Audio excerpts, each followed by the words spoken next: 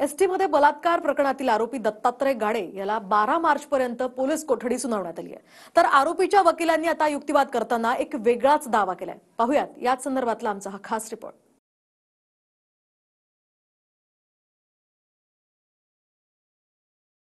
पुण्यात एसटीत तरुणीवर बलात्कार प्रकरणात आरोपी दत्तात्रय गाडेला 12 मार्च पर्यंत पोलीस कोठडी सुनावण्यात आली। पुणे सेशन कोर्टात पोलिसांनी गाडेला हजर केलं। मात्र कोर्टात आरोपीच्या वकिलांनी युक्तिवाद करताना वेगळाच दावा केला। दोघांमध्ये सहमतीने शारीरिक संबंध झाले। सीसीटीव्ही फुटेजमध्ये आरोपीच्या आधी तरुणी स्वतःहून बसमध्ये जाताना दिसत आहे। कुठल्याही प्रकारची धक्काबुक्की झालेली दिसत नाही। दोघांमध्ये सहमतीने शारीरिक संबंध झाले। कुठल्याही पद्धतीची जबरदस्ती झालेली नाही।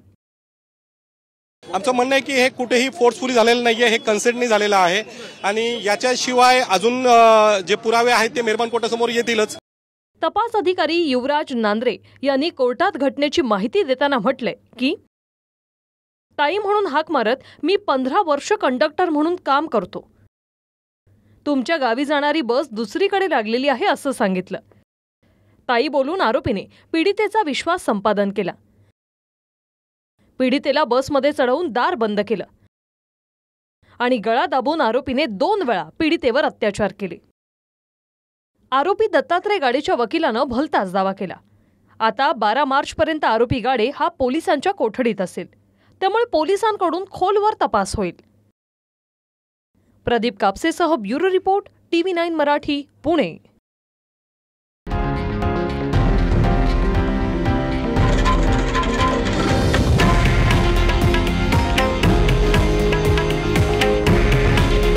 हे आहे देशातील नंबर 1 न्यूज नेटवर्क आणि आपण पाहत आहात TV9 मराठी।